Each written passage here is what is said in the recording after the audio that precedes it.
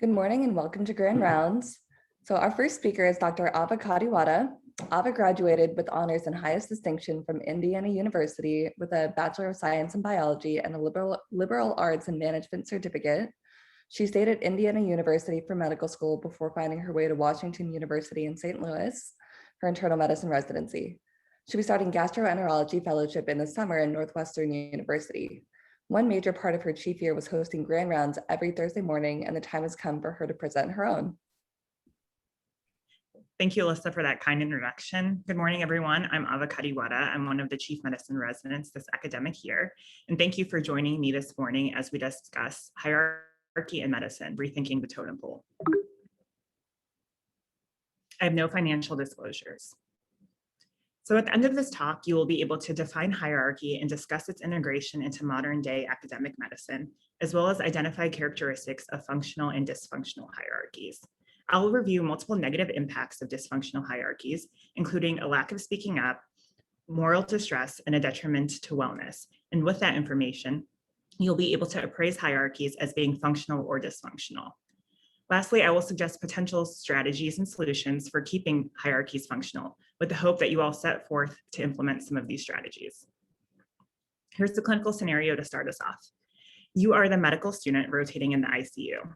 You are invited to observe placement of an IJ central line. This is the first sterile bedside procedure you've seen. The ICU fellow is guiding the intern through the procedure, including preparation of the sterile field. You observe the intern unknowingly place their gloved hand on a non-sterile part of the ultrasound machine and then continue to follow instructions to place the line. What do you do? Here's another clinical scenario. Now you are the resident rotating in the ICU. The rest of the case is pretty much the same, where you as the resident observe the intern unknowingly place their gloved hand on a non-sterile part of the ultrasound machine. The majority of you in the audience can relate to the experience of a medical student and contrast that to the experience of a resident, and maybe even to the experience of a fellow or an attending. The correct answer in both of these scenarios is clear. You should speak up and disclose what you witnessed and state that the glove needs to be changed.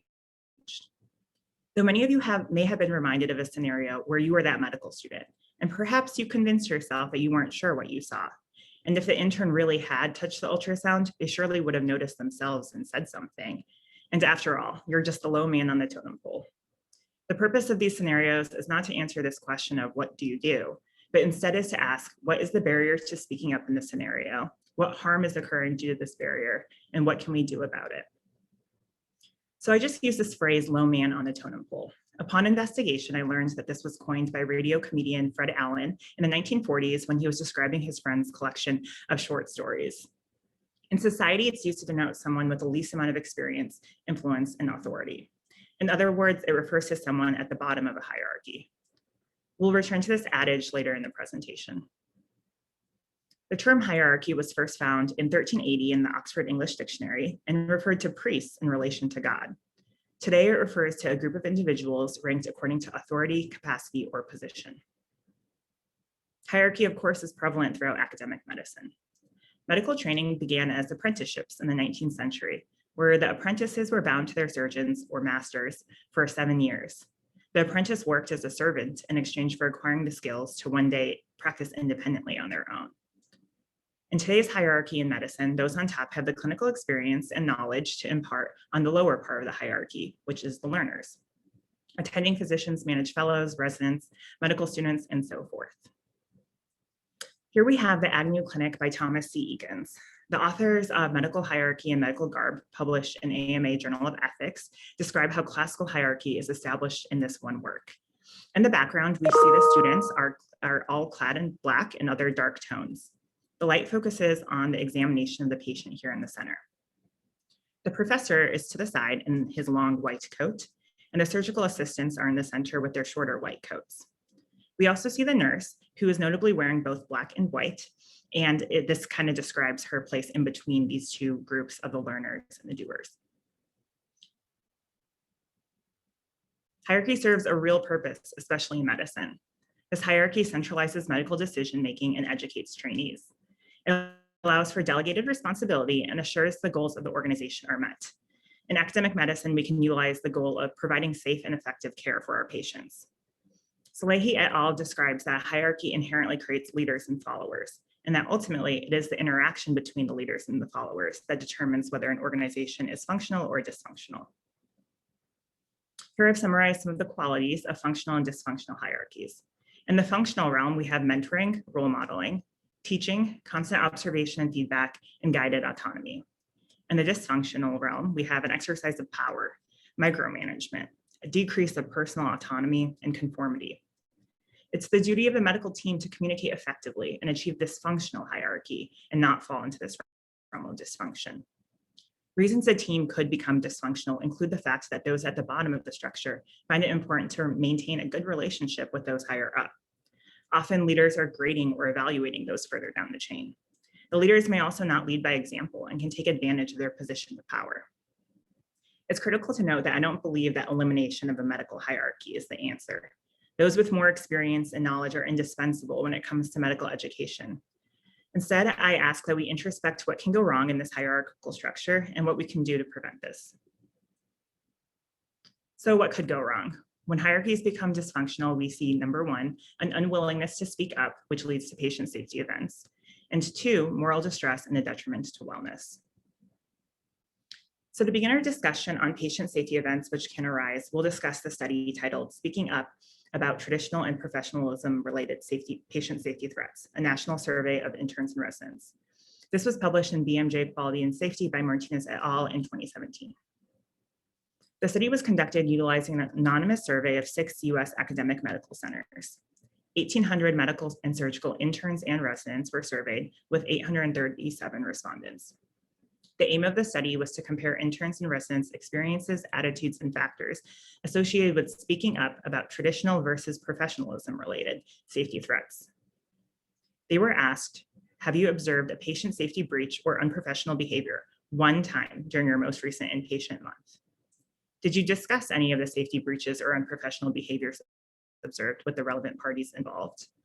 And lastly, they were asked to select the most significant barriers and facilitators to speaking up about these events. Here we'll define patient safety breach and unprofessional behavior.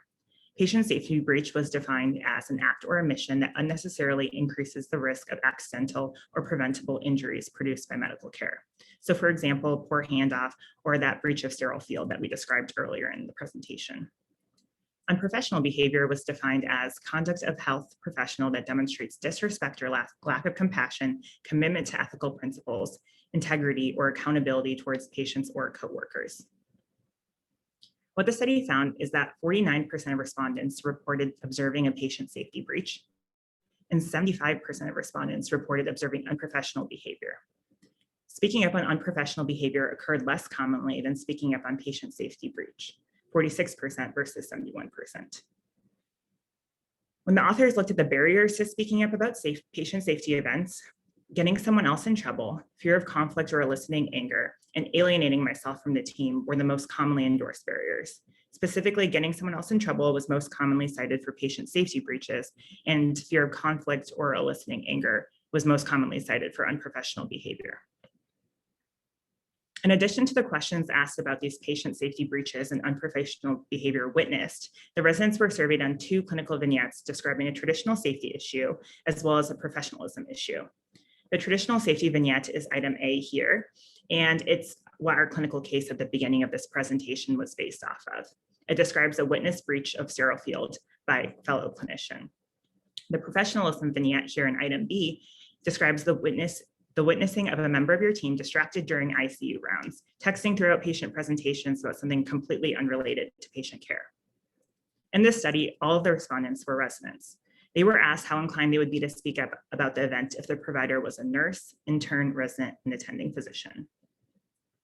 In this table, we see all the respondents on the left side here, and then on the right side, those who denoted that they perceived high potential for patient harm.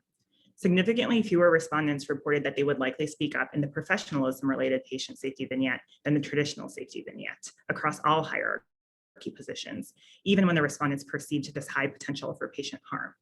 The fewest number of respondents reported they would likely speak up to an attending physician for both vignettes. The authors also did a multivariate regression analysis of factors associated with speaking up in these vignettes. Positive perception of teamwork and speaking up climate and safety and professionalism, surgical specialty, and high moral courage were all positively associated with speaking up in this traditional safety event.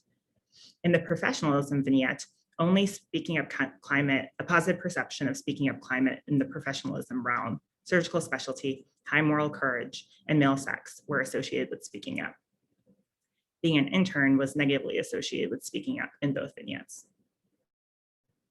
Thus far, we demonstrated that patient safety events that could occur because of a dysfunctional hierarchy.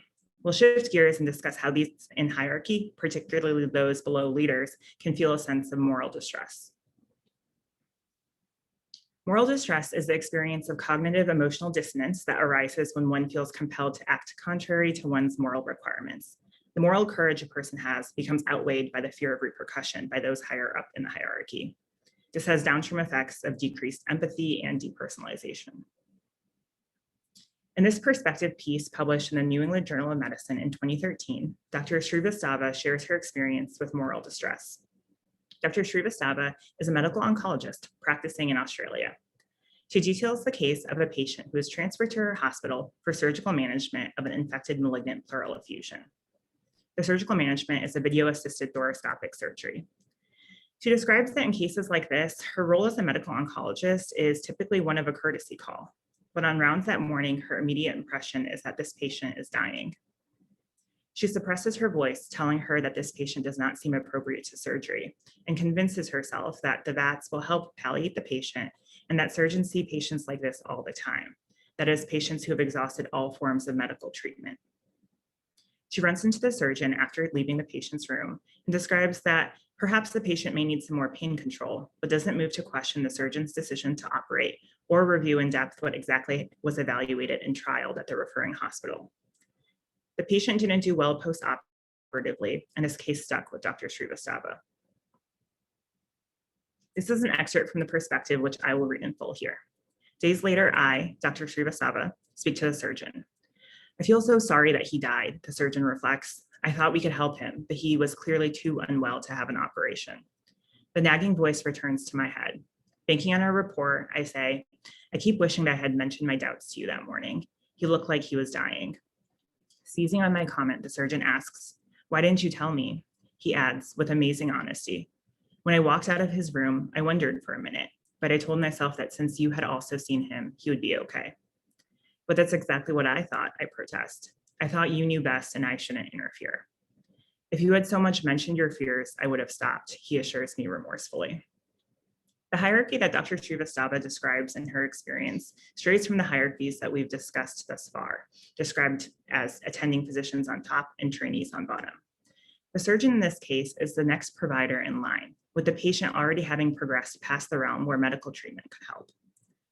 Moving forward, she and the surgeon developed a pathway for decision-making, which includes independent assessments for the patient's operating risk. She concludes stating that in medicine, no one person's expertise can always count for more, which is pretty ironic in a field that's wrought with experts. When it comes to providing holistic care for a patient, and especially avoiding feudal care, there is no inherent chain of command. Instead, we have to recognize that debate is healthy and that without open communication, we fill in the space by guessing each other's motives. This is a concept map of social influence where a darker shade of color indicates a higher intensity of social pressure. So we see the lightest shade here is independence, do what you think you want to do. And the darkest shade is obedience, do what authority commands. I believe that Dr. Shrivastava was in the realm of compliance, do what others request, and conformity, do what others do. This figure is obtained from Aava et al., who identified social influence as a threat that's becoming increasingly prevalent in medical education. For example, this can occur when an intern is willing to immediately accept information about a patient that may be incorrect just because it came from a more senior physician. I had to take the opportunity to include a hierarchy in this presentation about hierarchies, and I've included this image here, which is a physician burnout wellness hierarchy. It's based on Maslow's hierarchies of needs. At the bottom, we see basic needs such as access to food, water, time to eat and sleep, and as we ascend, the wellness needs become more complex.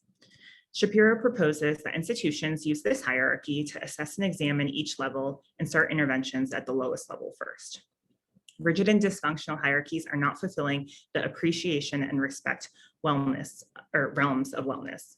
They diminish personal autonomy and result in a lack of control over a work-life balance, which is associated with burnout, increased sleepiness, depression, and stress. So medicine is not alone when it comes to reconciling the advantages and disadvantages of working within a hierarchy. The field of aviation has had struggles of its own, which has prompted many changes. In 1997, Korean Air Flight 801 crashed in Guam, killing 228 of the 254 people on board. The National Transportation Safety Board concluded that the probable cause of the crash was the captain's failure to adequately brief his co-pilot and flight engineer on instrument landing procedures in the event of bad weather, and their failure to countermand his actions just before the crash. In Korean culture, there is an obligation to be deferential towards your elders and superiors. There's actually 6 different levels of conversational address in the Korean language, and first officers would never use a more intimate or familiar form to address the captain. Korean Air spent $114 million to overhaul its training program and has since won many awards for its safety. Malcolm Gladwell wrote about the eventual success of Korean Air in his book, Outliers.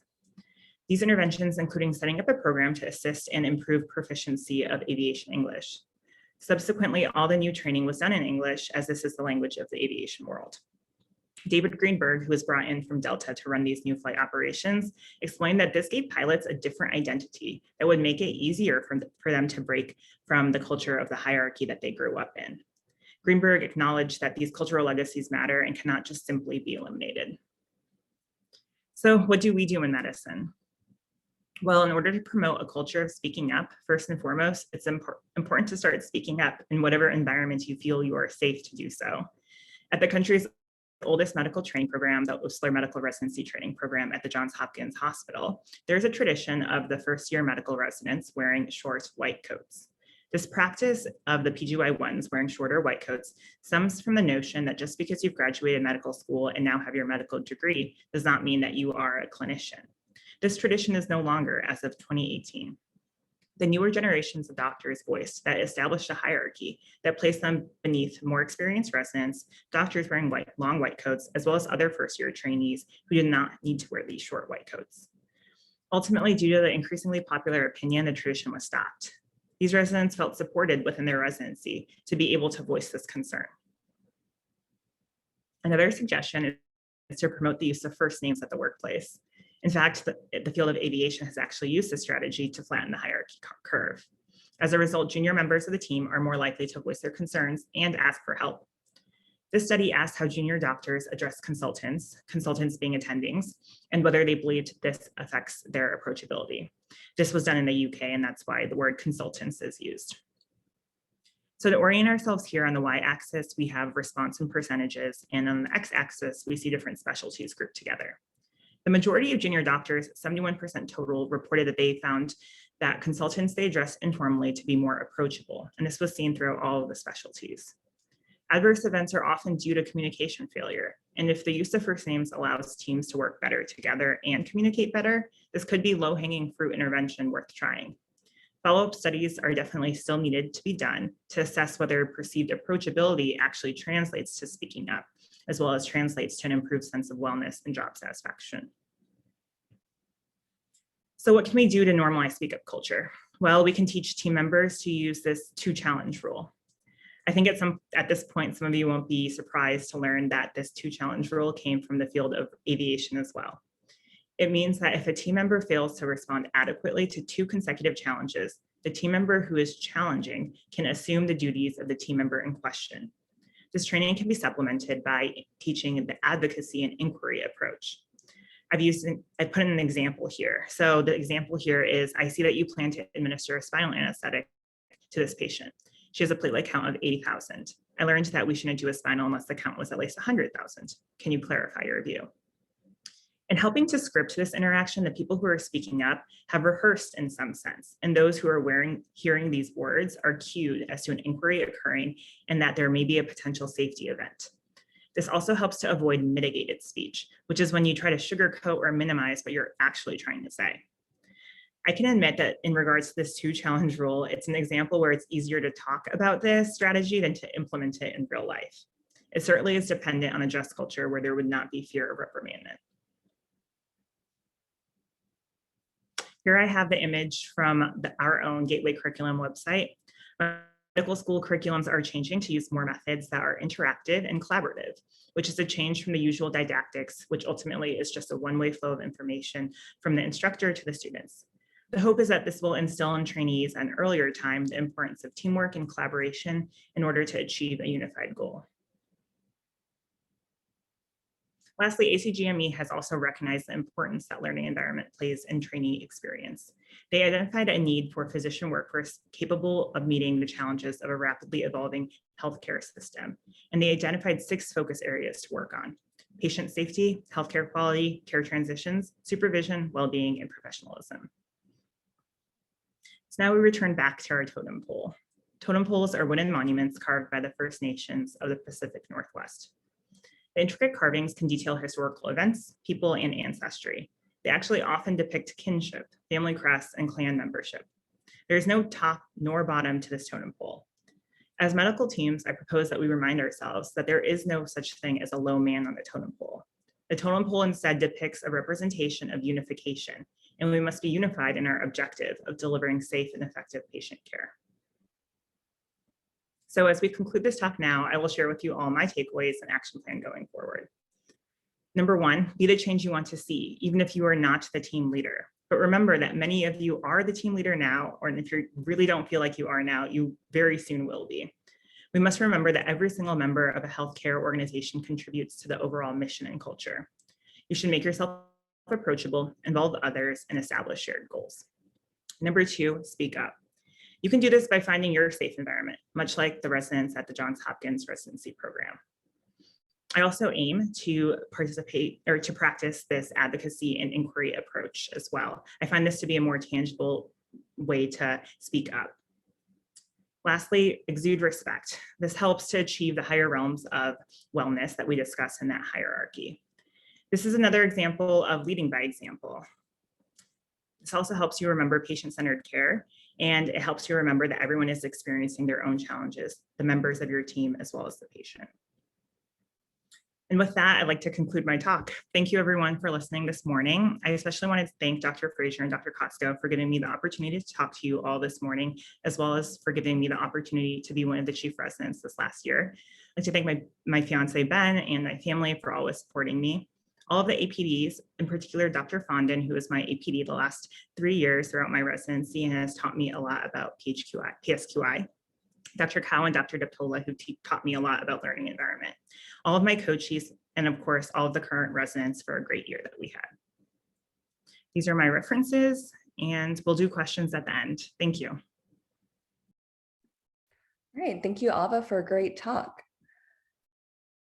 Okay, so our next speaker is Dr. Steve Fuest. So Steve is originally from upstate New York and attended Niagara University, where he majored in biology with a minors in philosophy and chemistry. He traveled out to St. Louis for medical school at WashU, stayed for internal medicine residency, and received Teacher of the Year award during his final year of training.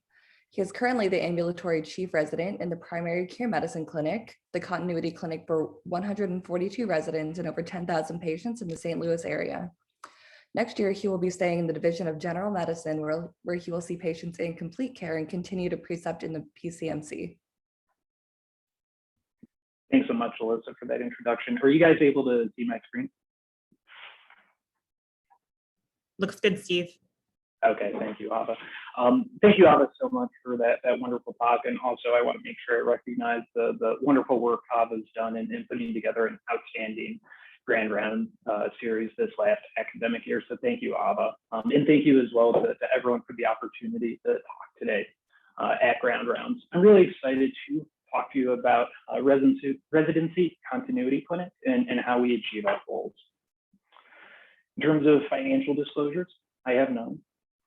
The outline of what I want to talk to you about today, I want to emphasize the importance of outpatient primary care, understand how residents learn in the outpatient environment during internal medicine training, how we optimize patient care in those clinics, and also look forward to the future. In terms of why talk about this subject, the majority of healthcare occurs in the outpatient setting. So looking back at CDC data from 2016, there were about 35 million inpatient admissions in the United States.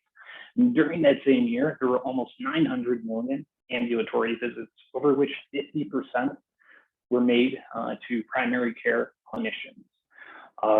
After residency, if someone goes into primary care, clearly their experience in residency is important. So I argue if you go into subspecialty training as well, if you do fellowship, that outpatient experience that you have during your residency is still so foundational to what you do moving forward.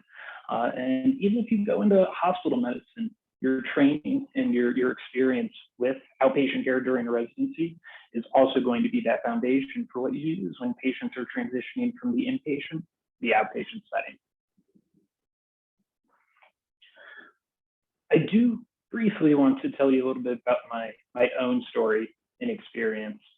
Like Alyssa said, I came here for medical school at WashU back in 2013. And when I first started medical school, I had a feeling I wanted to do internal medicine. And back then, I was very interested in some of the different subspecialties, the research, procedures, and the different operations with them. And during my medical school clerkships, I had an unbelievable experience during internal medicine here and knew it was the right field for me. During my entire medical school experience, I only had 4 weeks of outpatient medicine and a total of about 6 or 8 weeks of ambulatory care total. And so then fast forward to my residency training, that was really my first experience in the primary care medicine clinic, where I got to be immersed in primary care. And it was those experiences, those hands-on learning opportunities, longitudinally caring for patients, seeing them in the course of their diseases, seeing them after they left the hospital, seeing them over the course of months and years, providing acute care, chronic disease management, preventative care, and just seeing the breadth of disease processes that led me to become so passionate and fall in love with primary care. And that's what led me to really want and be honored with staying on as the ambulatory chief resident this year to be able to contribute to the residents and the patients in that clinic. I also want to highlight with my story and some of the topics the subject I'll be talking about with this topic is that my experience is that of a single institution. So when I'm referring to the data on outpatient primary care during residency, a lot of this is also coming from talking with people with experience at other institutions, as well as reviewing the literature. And I want to present this with the context of the history of resident clinics. And this is the analogy that I'll make. So this is a picture of the 17th floor of Queenie Tower. This is the restaurant in Queenie Tower back when it was still open. You can see Forest Park in the background, Highway 40 in the distance as well. And the reason I have this up is I remember there are so many different ways to get to that final destination of Queenie Tower. You could take the main Queenie elevators, you could be over on 16300 and walk across the bridge. And so in the hospital, there's all these different layers that are built upon each other at separate times, all working in concert. But again, there's just multiple different ways to get to that final destination. And I want to take a step back, unpeel some of those layers and try to break down what I think are the core fundamentals to outpatient primary care. So talking about, again, what are our goals and how do we achieve them? I'm going to argue 2 main goals: excellent resident education and excellent patient-centered care. So for that first goal, resident education, how do we achieve that? Well, first we do it with hands-on learning, experiential learning, taking care of those patients right in front of you. I'll also talk about role models, so faculty, preceptors, and the role they have in resident education that's so fundamental. So first, for education, that experiential learning, the data shows that residents prefer more outpatient training as they progress through residency. So the preference for more outpatient training increases by 12% between their first year and their third year. And there's also studies looking at over 15 years of residency graduates, specifically from Stanford, that after they completed their residency training, the strongest predictor of dissatisfaction with their current job was actually insufficient outpatient experience during their residency. So right here, we've got people in their training and after saying they wish they had more time in the outpatient clinic to get more exposure to learn that wide breadth of outpatient medicine. And I think this is something that the ACGME has been recognizing too over the last several decades. There's been new requirements with the rules and regulations for the number of outpatient sessions that one has over the course of training. And this is a figure, even though it is 15 years old, I think that there's still quite a bit of truth in it today. So this is looking at the amount of time spent in different training environments. So on the x-axis is time during that first year of training in months, and on your y-axis is the cumulative exposure in days to a given environment. One of those slopes or curves is inpatient time, hospital wards, and one is continuity clinic. And you can see the one with the steeper slope is inpatient exposure. So it's really within that first month of inpatient time, host residents will have 20, 25 days of inpatient patient care exposure, experiential learning, versus the outpatient environment in that continuity clinic to get 20 full days or 40 half days, 40 sessions. For some people, it can take almost a full year. And I think this is reflected with a surrogate of experiential learning in procedures.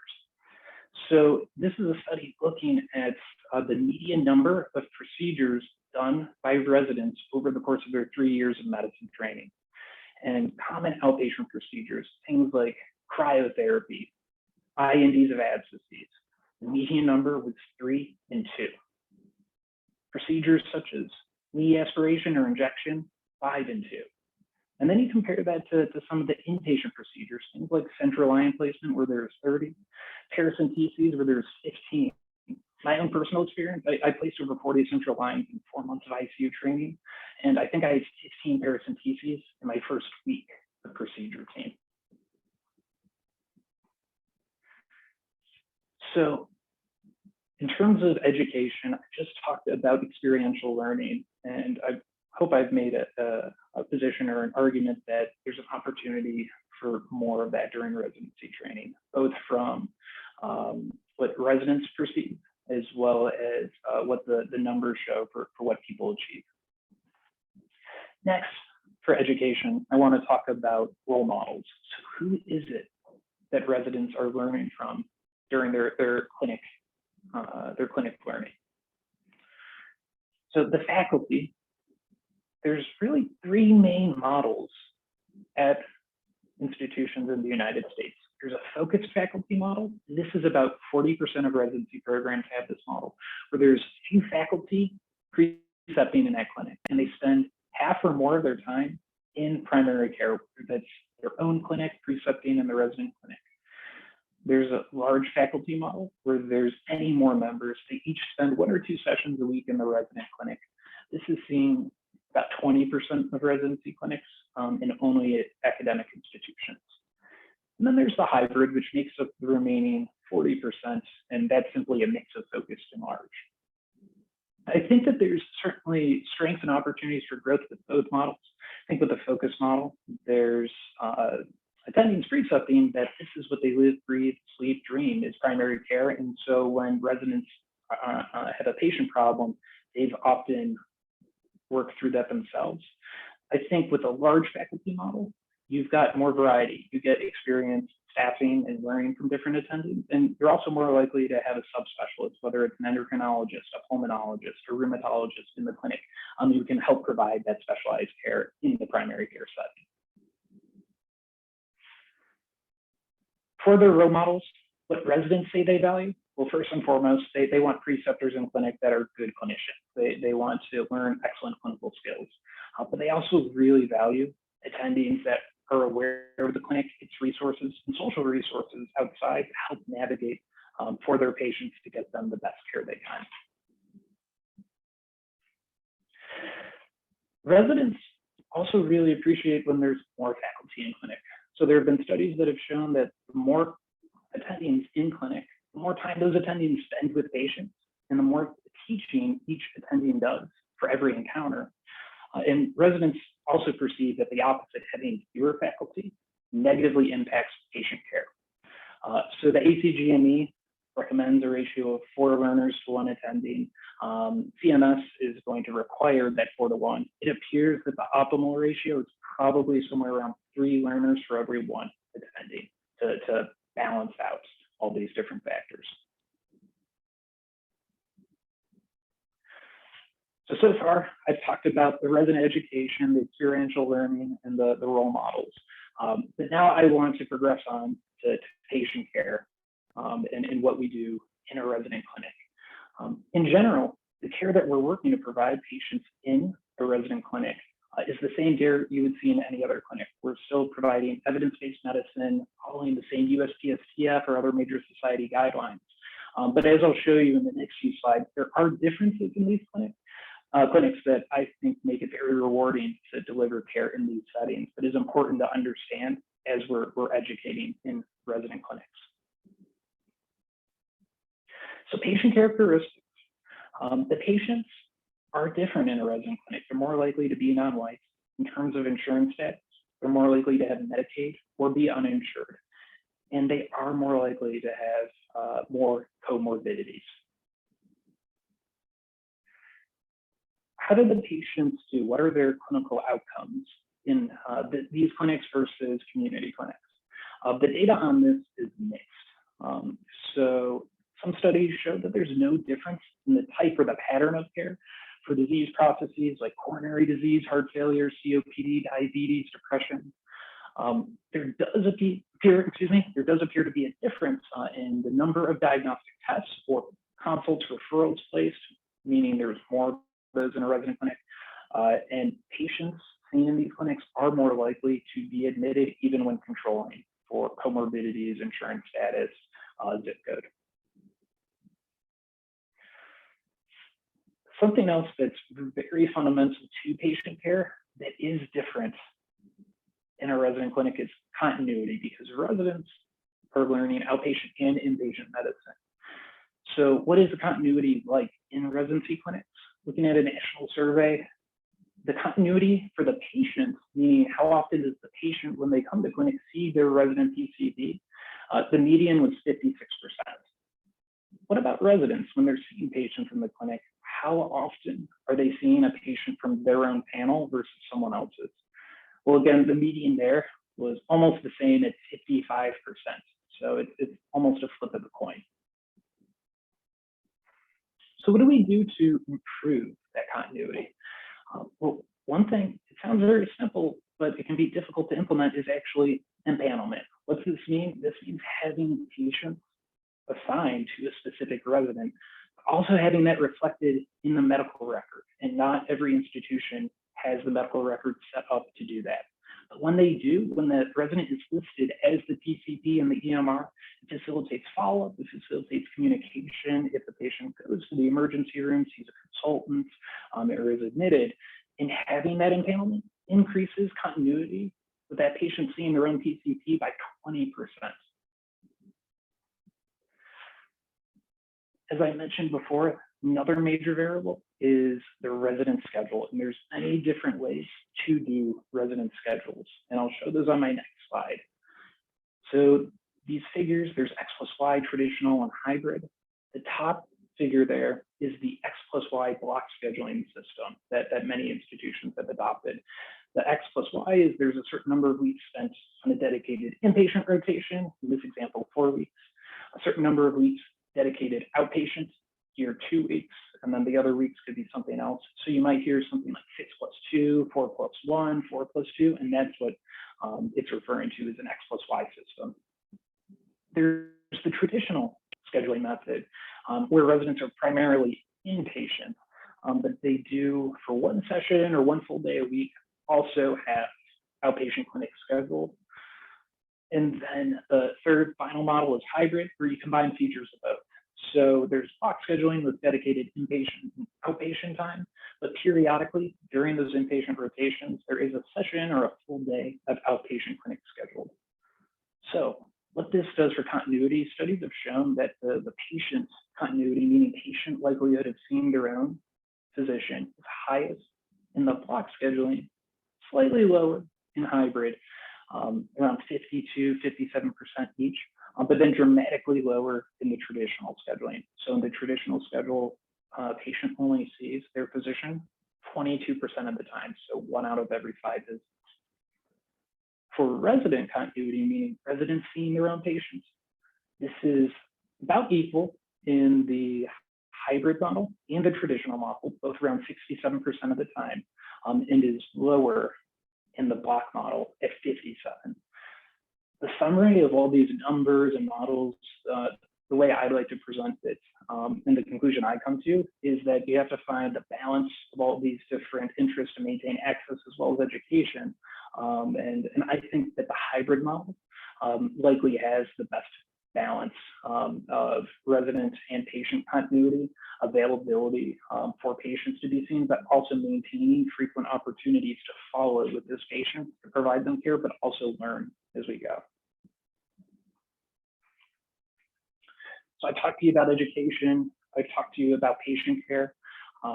In terms of a general framework for residency clinic, I think if this topic is something that's interested you, I highly recommend this resource, the High Functioning Primary Care Residency Clinics. This was published in 2016 by the UCSF Center for Excellence in Primary Care, published in the AAMC. And what this did was, over about a 3-year period, looked at 23 residency clinics in medicine, peds, family medicine, that by expert opinion were excellent or high functioning, and examine them with site visits for common core features. And what they found were these features here. I didn't have time to discuss them all today, but just some of them that I did go over: residency scheduling, data-driven improvement, empanelment, continuity of care, are all fundamental to a clinic. I want to make sure that I emphasize some of the data on what it is that residents want and prefer in their outpatient experience. So they want to feel a minimized pull between inpatient and outpatient environment. People want to care for the patients they're seeing. They want to make sure that they're able to care for that patient right in front of them. And maybe those still in the clinic or those in the hospital, but they don't want to have to be juggling both simultaneously. Enhanced continuity. Patients want to see their physician and physicians want to see their patients. There's dedicated outpatient faculty to teaching primary care, as well as diverse patients. So looking to the future, these are some of my thoughts for what could happen or where we could go with outpatient residency education. I think increased time in outpatient training is something that will be very important going forward. I think having side-by-side practice with faculty, where residents and faculty are seeing patients together in the same clinic, seeing the same panels, using the same resources. Optimization of the medical records to facilitate outpatient care. And then I'm also very curious how these clinics will change if and when reimbursement models change to be less fee for service and more bundled payments for patients or for panels. So I want to wrap up by emphasizing a quote from that UCSF study, where they said that the clinic is the curriculum. So that's where the learning is done. That's where the patient care is done.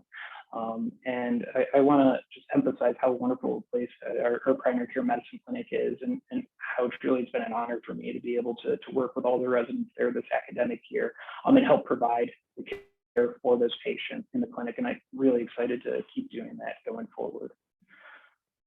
I have my references here.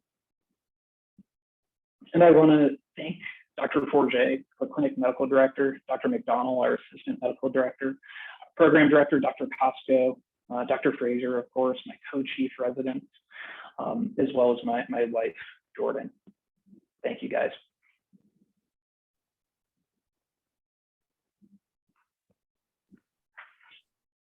All right, Steve, thank you for a great talk. So we have one question that came through the chat. Aava, this one's for you. So can you address the issue of gender in the hierarchy? Also, the use of first name is fine, but women physicians are less likely to be addressed as doctor. Should they always answer the phone with just first name? Okay, yeah, this is a great question, which really brings attention to a lot of implicit bias that's prevalent and certainly is playing a role in the representation of women, especially women physicians in leadership positions. So I do think that right now, the way it is, it's a personal choice. And the preference of many women physicians, including myself, is to be called by my title. And I think that this is an attempt to kind of make up and prevent for some of these biases that do go on. I think that your question brings to attention that maybe these are some issues that we have to address before we could ever move forward in a structure to have everyone work on a first name basis. I'll also add that this is kind of like a very large topic to address as well. One of our third year residents, Dr. Andrea Soares, actually did a great talk at the beginning of the year about women in medicine and a lot of the issues that pertain particularly to them. She also talked about their additional struggles with the COVID pandemic as well. So I would look into that. Great, thank you, Aava. Okay. Let's see. And so then, Steve, a question for you. 1 second. So do you have an example of optimization of the EMR? I think there's a lot of opportunity for growth there. Some of the things that come to mind from my own experience. So something that's fundamental is vital signs, which are vital. We're always checking for every patient. The way Epic is set up, it takes 4 or 5 clicks to find a trend of vital signs for an outpatient. When you have multiple medical records for things like keeping track of patient information, insurance, billing, there can be downstream implications for maintaining the PCP field, which then can affect follow-up. And then I think that the final one I'd say is something that we've been working very hard on this year in our own clinic, following up patients in the outpatient setting after they've been to the emergency room or to the ED, trying to develop a systematic way to do that. So we've worked to develop reports within Epic to flag and identify those patients, but it takes a lot of workarounds and logic that's not intuitive. So if those were already built in to help track those panels of patients, I think it would really help with their clinical care as well as continuity. All right, thank you, Steve. And so we have one more question. I think the first part's mostly targeted towards Aava, and the second part is about primary care and outpatient medicine. So the question is, how do you think social media has impacted the idea of flattening the hierarchy, if at all? Is there a role for Twitter and other social media platforms to help flatten hierarchy and perhaps share the love and joy of primary care and outpatient medicine? I can start answering that. So I think that social media certainly can play a role. And I love that you've brought this up. I didn't really think about that going through this presentation here. I think it does because it helps people find a sense of community and ultimately brings attention to the overall goal, which is the love of medicine and taking care of patients. I also think it kind of hits at the point of one of my takeaways to kind of, be that change you want to see in the sense of making yourself approachable, involving others and establishing shared goals. So I think if Twitter or social media can help to form these communities and remind people why they're in medicine and to help them be optimal leaders to contribute to the culture of their work environment, then I think that would be a success story for social media. And what I'll say for that too is I think Twitter's been a platform that's helped people to connect. I mean, an example I can think of is because of Twitter, I've been able to interact with our vice chair for education. Twitter's been an opportunity during the SGEM conference, especially because it was virtual back in April for people to share their experiences and their highlights. So also emphasizing outpatient primary care that way. Great, thank you, Aava and Steve.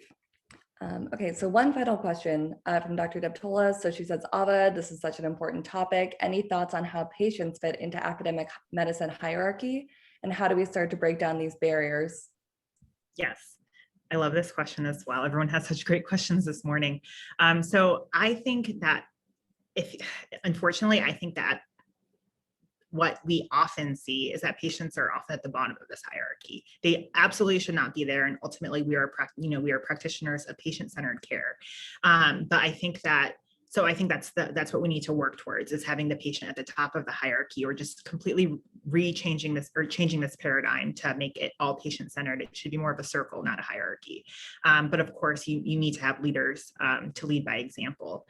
I do want to bring attention to the fact too that, you know, in that piece of art that I showed earlier, the Agnew Clinic, one comment that the authors made in that as well is that, you know, the patient is in the middle and in a very vulnerable position where all eyes were on the patient. She was, her breast was exposed there. You can even think about how patients, you know, they're wearing these hospital gowns and when we take care of them here in the hospital, and perhaps we need to kind of change that to make, to bring less vulnerability to the patients and elevate them in this patient-centered approach. So I think we can all agree that we practice patient-centered care, but there can be a lot of changes in optimization to kind of elevate the patient's role and how we take care of them. All right, thank you, Aava. And so I don't see any more questions. So, you know, thank you both for great talks. I'm going to share my screen for the QR codes.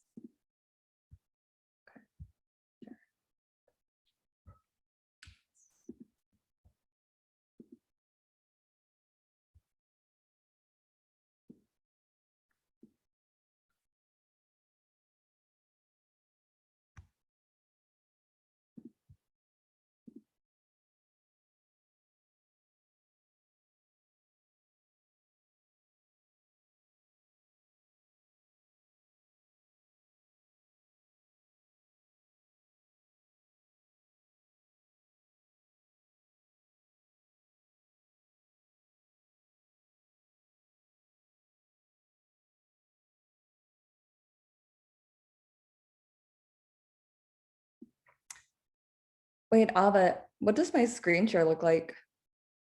I can see it large. This came up last week too. I think sometimes when people are on an iPhone, they're unable to toggle what's large and what's small. So there should be a way to do it on Zoom iPhone. I'm not entirely sure the process. It's pretty straightforward on computers. But whoever that is, just send me an email. I can type my email in here and we'll make sure you get credit.